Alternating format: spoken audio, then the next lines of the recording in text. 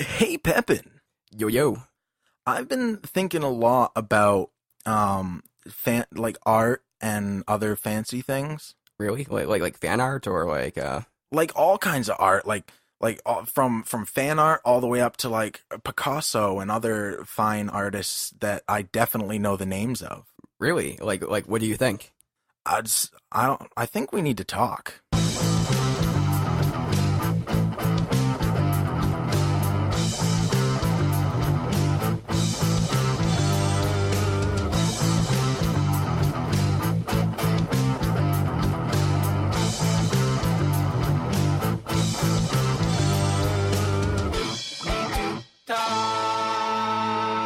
Welcome back. So glad you could join us yet again. I'm sitting here in a brand new location. It is still Pepin's room, but it is in a new building. We have a high-tech studio here, meaning everything's exactly the same except the physical location we're in, but it is a lot roomier. And of course, we do have the homeowner himself, Nathan. How are you doing, Pepin? Doing pretty I'm doing pretty well, but yeah, it's a different place. It's a little difficult to get used to, but I'm here. Well, that's fantastic. I'm glad you could be here with us today in your own room. We do have a special guest on today, brand new special guest. First episode, unless we play these out of order. Chelsea. How are you doing, Chelsea? I'm doing great, Steven. How you doing? Not too bad. I'm definitely glad we could all get together. You know, the topic we've chosen here today is about art. And I know that your life has a lot to do with the art world. Is that accurate to say, Chelsea? That is extremely accurate. I've been doing art, I think, since I was about 6 years old. Okay. That's significantly longer than me, since I don't have any artistic bones in my body. What about you, Nate? What's your qualifications? So I've been in and out of art for a while. I guess you could say I'm still doing art with my guitar and music and stuff. I've done drawing, I've done animation, I've done lots of different stuff. With drawing, I never got like super great with it, but yeah, pretty decent, I think. Well, I think that's a valid statement. I think that art comes in all different forms. Art, more or less, is a way to express yourself rather than like just painting or just drawing. It's anything that you choose to do. I mean, this is art too. This is vocal. It's really interesting. So when you say that art is a way to express yourself, does that imperatively mean that there has to be a direction with the art? You have to be having a statement of some sort? I don't think that's always related. I think sometimes you kind of find yourself through the expression, whether it's dancing or drawing or painting or doing a podcast or making music. You don't start out always even if you do start out, let's say, with like a specific purpose, more often than not, that's going to change by the end. Now, to be really annoying, what do you mean by expression? The act of doing. So expression would be, let's say, dancing, that's an expression. Painting is an expression. So it's an action more than anything. Right, but what would differentiate this between, like, let's say someone who's at their job and doing, like, mechanical work? Mm-hmm. How would that differ from art, or would you say that's artistic as well? I think that can be. I think expression... Oh, that's interesting. It's a way of kind of getting what's inside out. So it's part of the person's being put into the piece. Yeah, taking like the reality of who you are as a person, as a human being, as your soul or whatnot, and pushing that out to accurately depict what that means to you. I would definitely be on a similar boat there, saying that in order for something to lean more towards being artistic versus being, just work or something like that, although they have many places they can cross, it needs to have an emotional aspect to it as well as a personal aspect, is like a sort of a reflection of your, not necessarily yourself, but your views and your perspective. Mm-hmm. I agree with that fully. So to go with like an example in my head, so imagine someone who's making knives and swords, right? So, and they're at some factory, right? And they're doing it according to some kind of blueprint, right? So they're doing the same sword over and over and over again. Is that really artistic? Are they really imprinting themselves onto that? Does it fulfill them? Well, So this gets into another question, Mm-hmm. right? And I think we could probably go there in a minute. What makes art? Society, or is it the person themselves? How is it perceived? I feel like part of what you're getting at is, does there need to be a creative aspect to it, something that's being generated that doesn't already exist? Right. Because someone who's is just making something, over and over again, repetitive, and it's not really something they want to make, or maybe it's not really into it, is one thing. But let's imagine the swordsmith who's doing his own kind of smithing and creating his own works. Well, that's definitely artistic. Mm-hmm. Maybe you could say the creator of the initial sword was artistic, but the people who were making it maybe aren't. So let's just propose a little hypothesis here, a little little thinking challenge. So imagine that someone is really gifted with, kind of moving their hand in certain ways, and they can actually paint beautiful, beautiful paintings, but they're essentially just a robot. Mm-hmm. And you can give them a picture, and they'll paint a beautiful painting, but they're not really doing anything creative. There's, just a robot essentially. Are they being artistic in that kind of scenario? I'm not sure. I feel like it's artistic expression is more of an organic thing. And I might be shooting myself in the foot saying that too, because so the difference between that, I would say that's more commercial art. That's more of a formula. And something I've always struggled with in my art is part of my family really wants me to be a commercial artist. They want me to create the stuff you find at gift shops so that I can make money.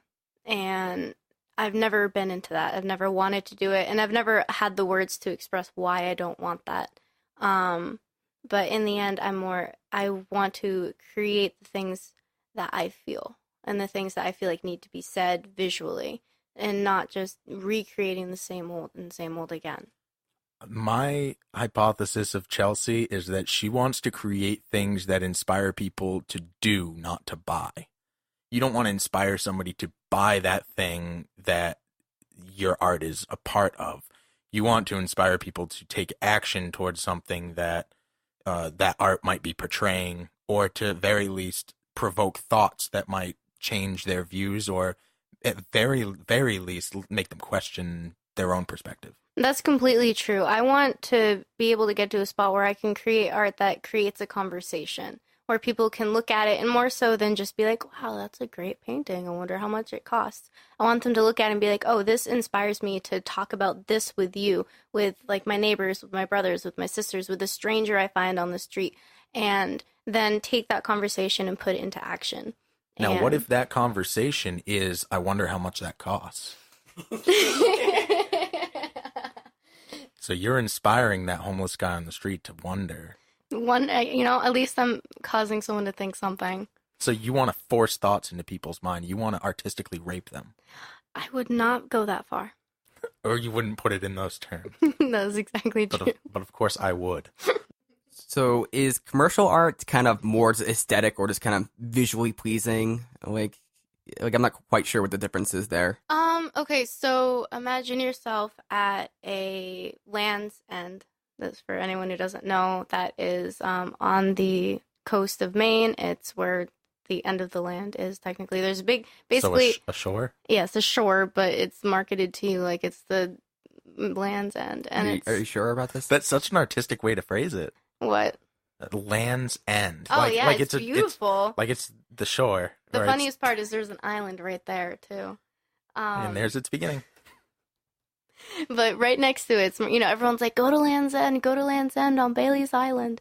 And you get there, and it's just a gift shop filled with t-shirts and old slogans and used art and things that you've seen 1,000 times before, but you're still going to buy for your aunt who lives in Wisconsin so that she has a taste of Maine.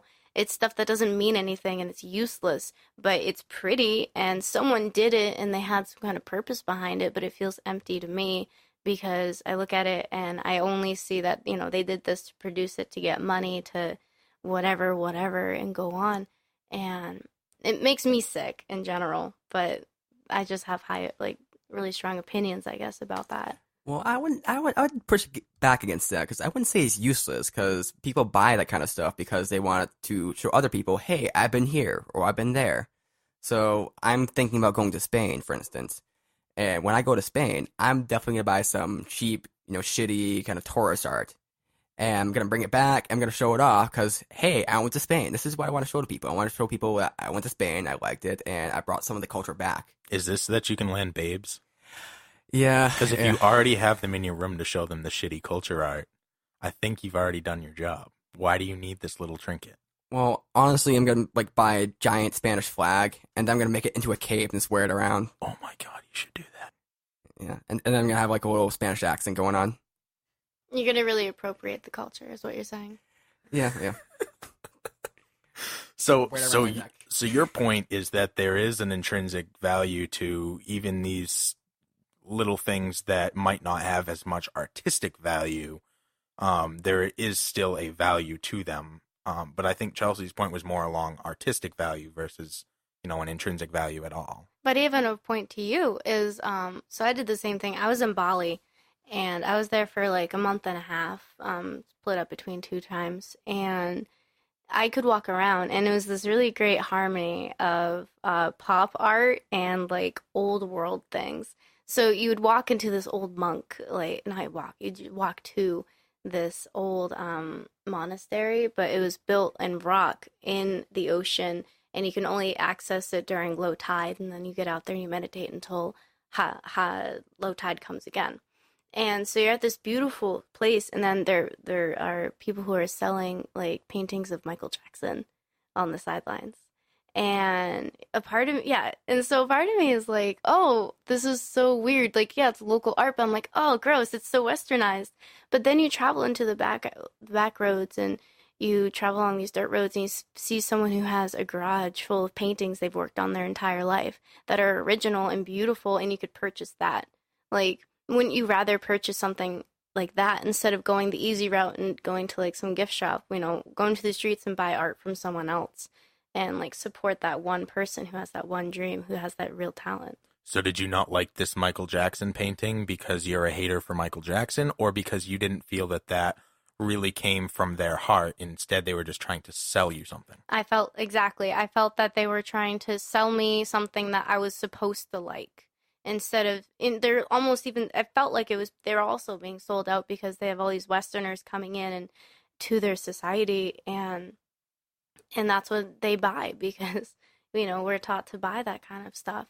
But I felt like it was more authentic for someone who's, in their garage painting. Like, that's the person I'd rather support with my money. Not that I don't want to support these people, but I didn't feel like it was I didn't feel like it was a good use of the time or the art. I felt like it was kind of just put there. You sound like a snooty hipster. I do sound like a snooty hipster. All the hate I can spew is just happening right now all at once. and it's hard. I know, and I do sound like an angry person. I'm definitely not angry. I am. You sound furious right now. I've never had a guest this mad at me. But this is something I don't know. I mean, what if this person who made this Michael Jackson painting was a super serious Michael Jackson fan? Mm-hmm. I mean, you look at it and you say, this has no artistic integrity. This person is just doing it to make money. This person just wants to profit. Well, you don't know his intention. You could say it's because perhaps, there's a lot of other art like that, but perhaps he's just a really big fan. He could be, but the fact that it's the same painting sold 1,000 different times from 1,000 different vendors tells me otherwise. And it's not just Michael Jackson. Like, that's not even my problem. I'm not even angry about it. But when I was in New Orleans, I saw a similar thing where people were painting like pop culture people, and you would see the same thing repeated in a lot of different places. And although they all had artistic talent to them, in the technique, it was the heart behind it that was kind of lost, in that it seemed more like they were trying to cash in. It was about the context more, that you drew those assumptions, and whether they were true or not is irrelevant at that point. So it's not so much that one person, doing Michael Jackson paintings, it's just rather that everyone's doing it. Exactly. Just like point dancing. Oh, God, don't even get me started on point dancing. No, that's exactly it. It's not that I'm not mad at this one person for painting Michael Jackson. I'm frustrated that I'm frustrated with the concept in general. Now, this gets to a kind of weird question here. So, let's imagine that guy who's painting stuff in his, his garage, and you look at it and you say that's beautiful, but you have a good artistic sense, right? Mm-hmm. Whereas you probably guess most people don't, Mm-hmm. right? So you might be able to see that guy in his painting and say that's pretty good, that looks amazing. But I might look at it and say that's a painting. No, that's completely that makes a lot of sense. So yeah, coming from your point of view, when you go to Spain, what's your like? You want to buy like if you were to see someone on the side of the road painting, would you want to buy his art or would you want to buy a flag from the gift shop? I think that if you were to buy something completely original when in Spain, that would be so much more impressive than if you buy something cheap from the gift shop. Well, the only reason why I'd buy something original is that when someone asks, "Oh, that's an interesting painting right there on the wall," I'm like, "Yeah, I got it from this local vendor in Spain." Yeah, it's a talking point. Blah blah blah. You only use it to expand upon it, right? You don't, Maybe it depends, and that's also on us. Like, what's our idea behind buying it? My idea, but mine personally would be like, oh, I love this person's work. I want to support his idea. Well, isn't something like that getting right back to the point that Chelsea was making in the first place, in that the only point of it is to expand upon it, being it starts a conversation. If you buy a shot glass that says Spain on it, there's not much of a conversation to be had there. It's just, hey, look at this shot glass, or it's just sitting up on your shelf or something. But if you have some art that somebody's never seen before, they may be like, wow, that little thing right there is pretty cool. Where'd you get that? And then all of a sudden you have a dialogue, and then you can talk about your experience that they may not have ever had. But everybody's bought a shitty shot glass before. So something you were talking about earlier, Chelsea, is how the school you're going to a fancy art school soon. It has vaginas and penises everywhere. Yeah. What is with that? I'm not entirely sure. I have heard tell about so it's called Maine College of Art, or Mecca for short, and it's in Portland, Maine, and it's a very progressive city in general. And something I was telling you earlier was around the city of Portland, they have this graffiti artist, or I guess street artist, and he or she goes around and paints pictures of vaginas everywhere with the word clit. Right now, just so you all know, she's making a hand vagina. I just thought that was really relevant. Can you fuck a hand vagina? Yes. So, how... I'm done. Okay, go ahead. That was the end of my point. So what do you think is like the meaning behind this? Is this to get a reaction out of people? I mean, it's probably some kind of political statement. Oh, of course. It's I mean, I haven't asked the artist. I don't know the artist, so I can only speculate. But from what I've seen it be used for, it's an empowerment thing. People, as much as they want to reduce women to our body parts, no one really wants to see your vagina. Like, they want to see titties and they want to see your ass everywhere in their marketing campaigns, but no one's like specifically photographing your vagina unless it's for like Reddit Girls Gone Wild or something. And you know of that? Yes, I do. As you're saying. And so it's a part of an empowerment, like, putting in the face, like, hey, like, you put your phallic, penises everywhere. And that's kind of like a new, not even new, just it's everywhere all the time. Is that a comment on Nathan's decorating? Because I do see a lot of dicks all over this wall. I think you need less penises. They and might more have been vaginas. there before you got here. I don't know, though. Yeah. Or were they ones that you procured just for this specific room? I really haven't kept track of which ones I've made, which ones were there before. Which ones were given to you? Yeah, you take what you can get. A gifted dick is a good dick. Yeah. Now, do you think that this empowerment that they are getting is, like, because vaginas are kind of, I guess, everywhere, right? Let's say everyone starts doing the vaginas. Let's imagine, like, people just keep doing it and keep doing it. Does it kind of lose its meaning, like, with the Michael Jackson painting? And the commercial art? Yeah, well, not even commercial, just, like, it just starts getting used everywhere. Yeah, I don't know. I guess I won't know until that happens. Has it lost its meaning when people draw dicks everywhere? No, it's still hilarious. Yeah. So, I think it's the same sense of, like, I don't think people drawing vaginas with the word clit on it's gonna get old. Do they just not draw clit? They just write the word clit and they're I like, think- that's what it looks like? No, they definitely draw it, and I think someone has, like, the tag clit. Oh, that's like their name. Mm-hmm. That's their art name. Mm-hmm. So Or what's that, their a street. pseudonym? It's a tag. Oh, whoa, whoa. What do you think the thing is behind people kind of like drawing these vaginas and penises? I mean, why is that so? I know like we're Like, why in general are we obsessed with like phallic? And I don't know. I don't know. I mean, it's been around forever, hasn't it? Yes. like all I can think of is like we're kind of born to fuck, right? So Well, yeah, and I think as a human society, we're born to procreate. Like that's our mindset. That's why we're considered most beautiful when we're most fertile, which is when, we're youngest between the ages of whatever 15 to 40. After you hit that line, you're considered over the hill. You're considered ugly now. But that's because you can't produce babies anymore. And it's been exacerbated by society. to add on to that point, apparently when a woman is menstruating, that's the only time she can get pregnant during like the 30 days, whatever it is. You mean No, ovulating? When a woman's ovulating, like it's only like 2 or 3 days within the 30 or 40, 30, 35 days she's having her period. 24 days. 24, is it 24 days? Yeah, it's Oh, God, this is 24 how day little I cycle. know. 24 to 28 days. 24 to 28. So when she's ovulating within that range, her complexion clears up, her mood gets brighter, she gets more social, and all these different things. And these things are more attractive. They make her more attractive, so she gets laid or more. So there's this really, really interesting study that happened a while ago, and I've been obsessed with it. And this is actually something that I experimented with in my like working as a customer service representative. So they did this study between, I don't know, they grabbed a bunch of females, and when I describe this study to my female friends, they get really angry, but I think it's an interesting study. So they took a bunch of females at different times of the month, and they had them count 1, 2, 3, all the way to 10. And that's it.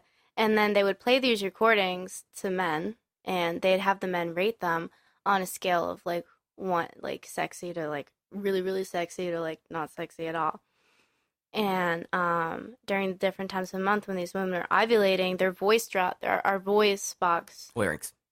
thank you, gets lower, and so like that's more sultry, quote unquote. So the men thought they were more sexier and more attractive during their ovulation period because their voices were lower. That was without knowing, and the men and the people behind the project knew it, and they put the results on, but then also the complexion and all that. And so I used to play around when I was a customer service, and like men would hit on me and like give me their numbers and do that whole thing that they would do. And I realized it was all around like that time of the month, like my ovulation cycle. And when I realized it, I told my friend about it, and I was like, wait till next month. And it's really and it was really funny for something to like be self-aware of and to watch it happen. And So if you get a whole bunch of guys giving you numbers, do you like make a database and then sell this information to marketing firms? Because that would be genius.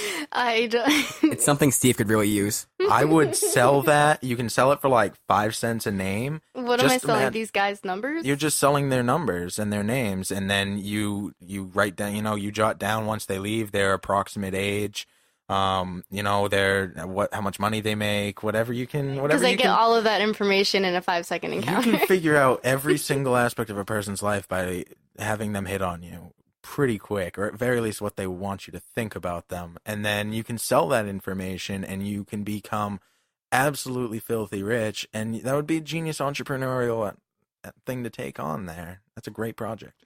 Well, I can't say that I'm that ambitious, but I'll let you know.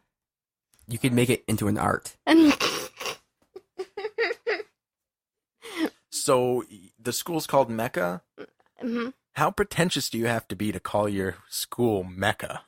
So that's what I've been thinking about. Everybody's Mecca and then also meta. And I've been wanting to do some kind of piece about Mecca being meta. But I don't know how to. I haven't figured out the nuts and bolts yet.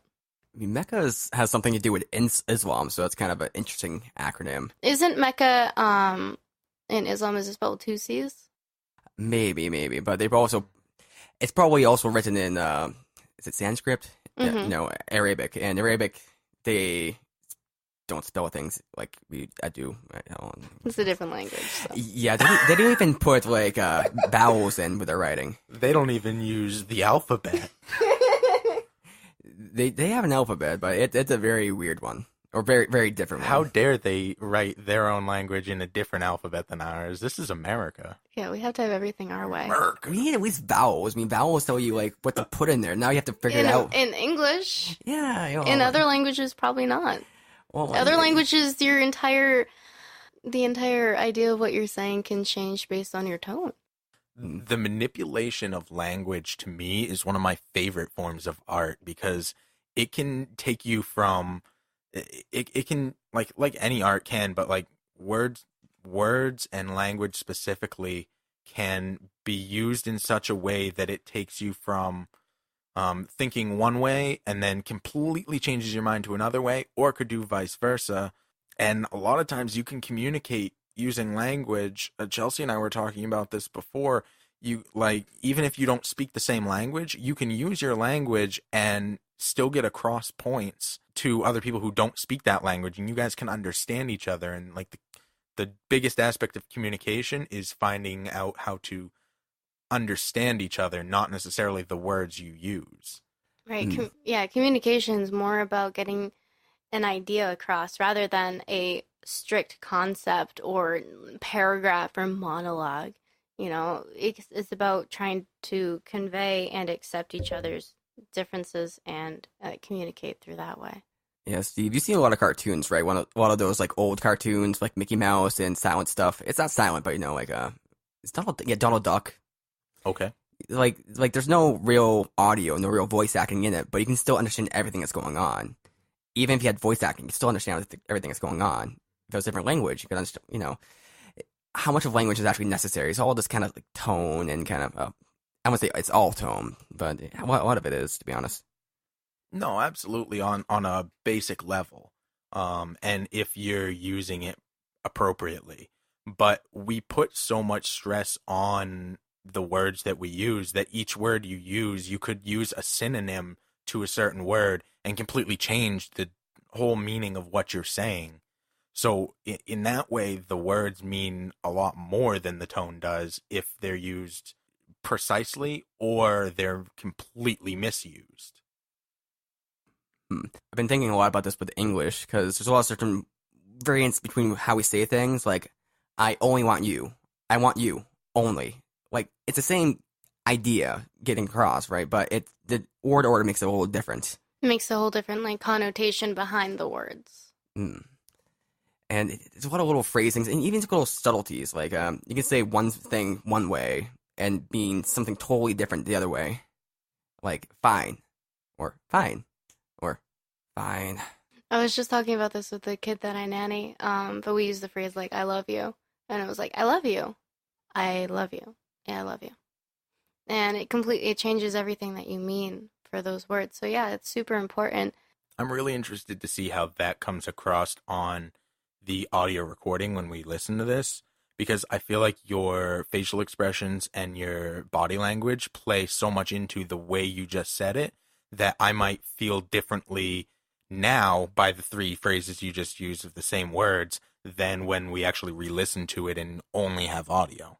That's interesting. That's also a point, is communicating. What my experience with people who don't speak English, a lot of it is body gesture. It is like using my face and my mouth and my eyes and my body to tell them the story and to explain and come to a conclusion about what we're trying to talk about.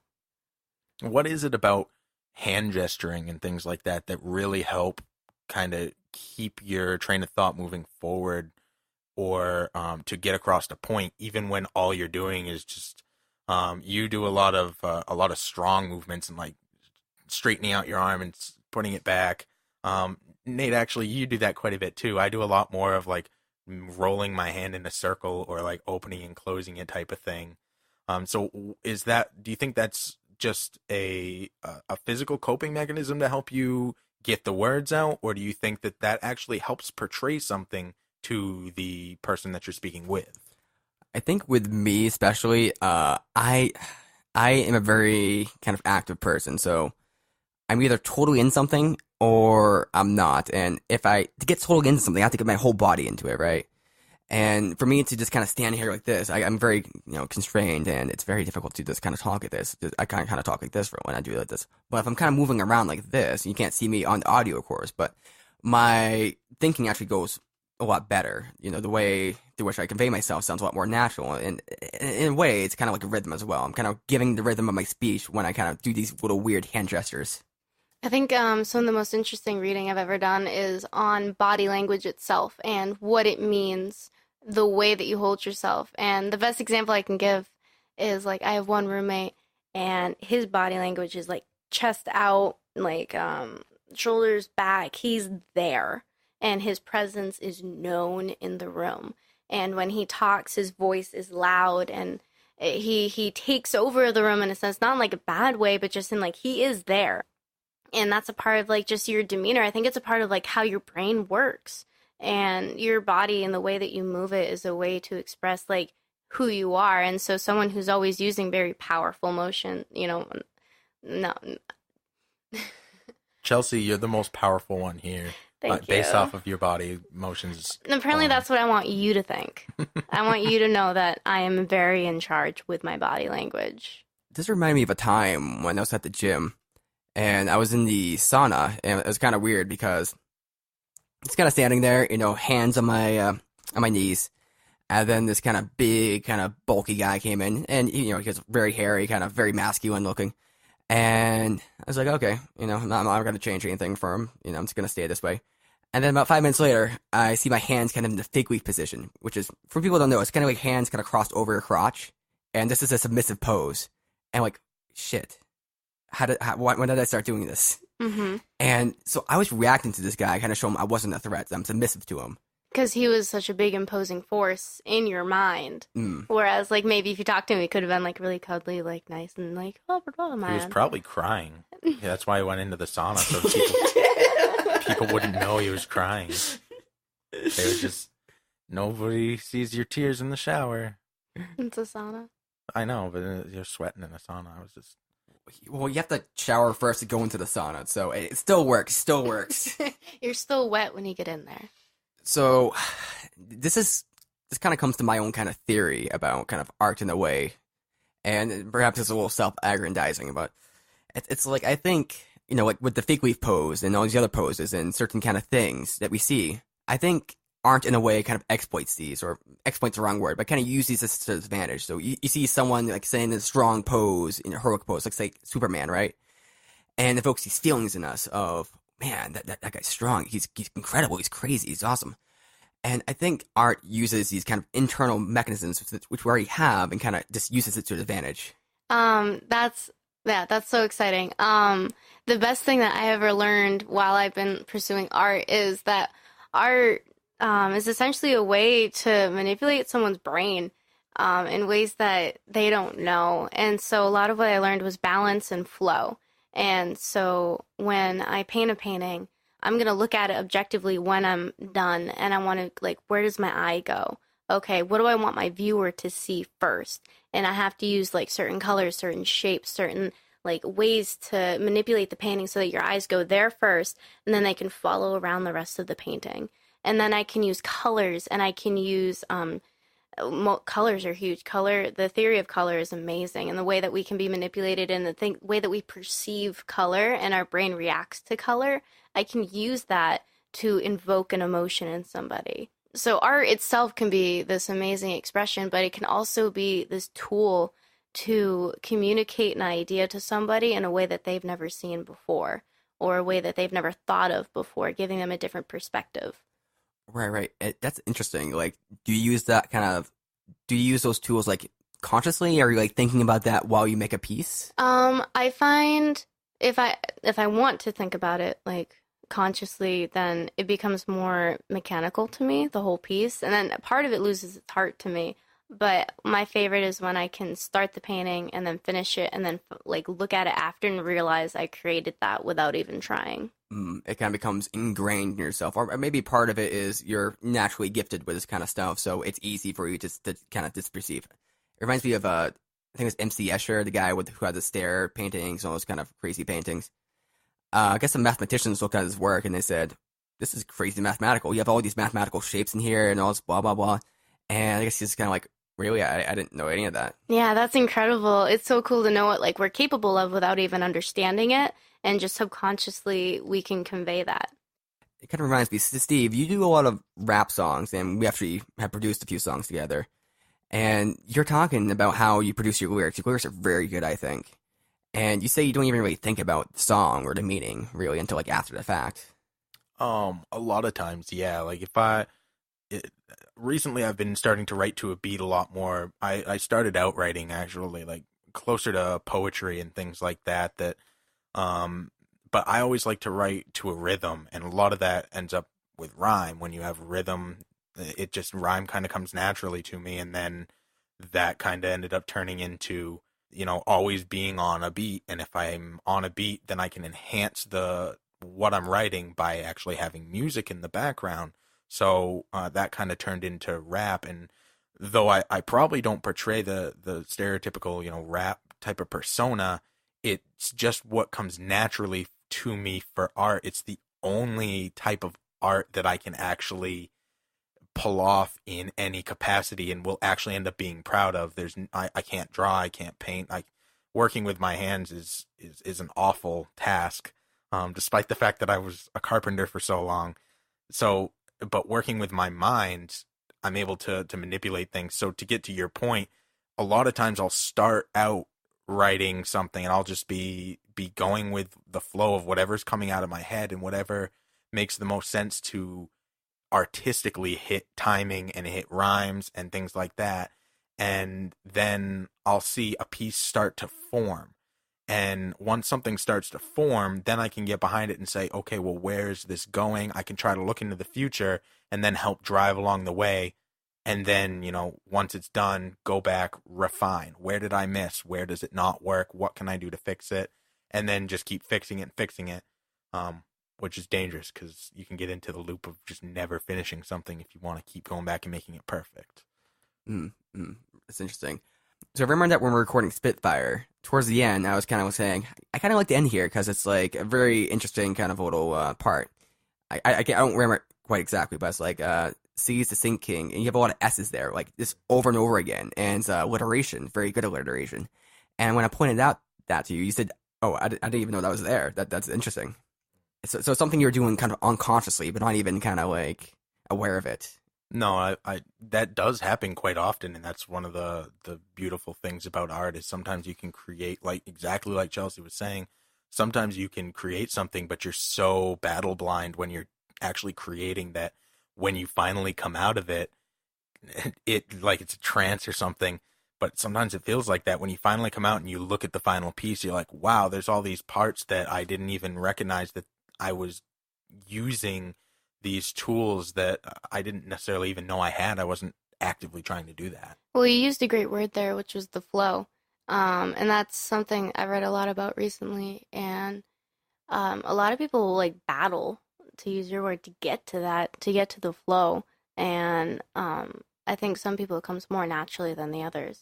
Just to clarify, this is a different kind of flow than what you were talking before, or is this a similar kind of flow? It's kind of like a workflow. Like a psychological flow. You're talking about like the flow of the art coming out of you, not like the flow of how a rap flows. No, yeah, sorry, Okay. different kind of flow.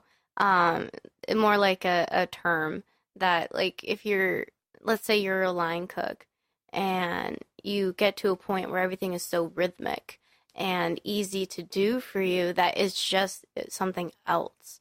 And it almost comes like a beat and music to you because it just keeps happening and happening and happening. You don't even have to think about it.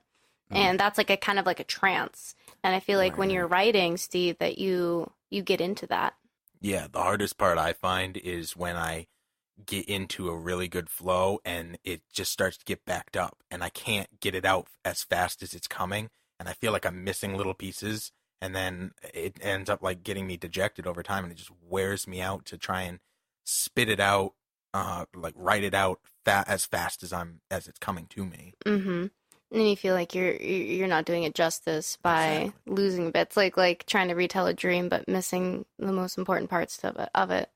Exactly. Dreams are fucked up though, so is there any like if it's the parts of a dream, it probably makes sense anyway. Mm-hmm. So speaking of dreams, like do you believe in this whole thing about follow your dreams, like with art? Say that again. Do you So, believe in yeah. following your dreams? Following your like the metaphorical dream. Yeah, your metaphorical dream, like, Oh, okay. yeah. Actually, I think we were talking about that earlier with Steve, or I was. If you mean follow your dreams, like there's one big picture thing that you have the idea of, like, this is what I want to do with my life, and this is my dream. And I think that dreams can change over time if you're in general, with an aspect of what you want to do with your life. Um, and having a very specific idea is good, but I don't know if it's always great to be so hard stuck on that idea to the point that you're missing all the other opportunities to grow. So you probably wouldn't say you follow your dreams, or are you like more just kind of like? I would say that I follow intuition and I follow my passions. Don't necessarily. I don't have a big dream of like one day I want to be the co-director of this and so animated film. I don't. That's not something that I have personally, but I think that changes for everybody. I think like some people work really well on having a very specific goal or dream in mind. It's kind of like ends versus means in a way. Mm-hmm. Like, like to segue a little bit. So, a big goal with this is for me. Like, I don't my This being the podcast. yeah. So yeah, big idea with this podcast is it's more of a method of doing something I like doing. I like the process of it. I have no real end goal with the podcast, and I hope what we're creating is kind of artistic in a lot of different ways. But there being a goal of like achieving X and Y and Z with it, that's really hard for me to perceive and kind of see and everything. But I'm gonna get really really vague now, and I think you guys should too, because we should talk about dreams, not even like concrete, just metaphorical dreams you have in your sleep. Oh, that sounds like fun. That's super abstract. I Yeah. have some really good things to say about that. I think that what I have to say about this is going to absolutely blow your mind. I'm going to pitch this in a way that you've never even thought about it before. Sounds very confident, Steve. Next time, Wait, dreams? we need to talk.